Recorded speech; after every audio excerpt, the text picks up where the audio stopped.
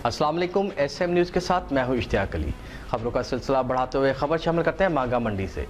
मांगा मंडी में आंखों के इलाज के लिए स्टेट ऑफ द आर्ट अस्पताल का इफ्तिताह कर दिया गया, जिसमें जदीद तरीन मशीनी पर मुस्तनिद डॉक्टर्स मुस्तहिक मरीजों के ऑपरेशन समेत तमाम इलाज मुफ्त करेंगे।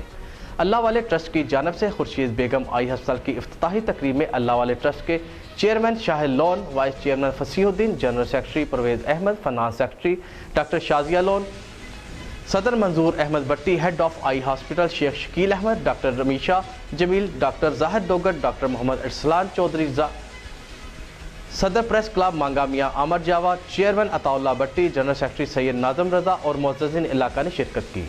इस मौके पर शेख शकील अहमद, शाहिद लोन और डॉक्टर रमीशा जमील ने कहा कि इस हॉस्पिटल में लोगों की आंखों का फ्री मुआयना और अद्वियात के साथ आंखों के ऑपरेशन भी मुफ्त किए जाएंगे। हम आवाम की खिदमत के लिए दिन रात कोशिश कर रहे हैं।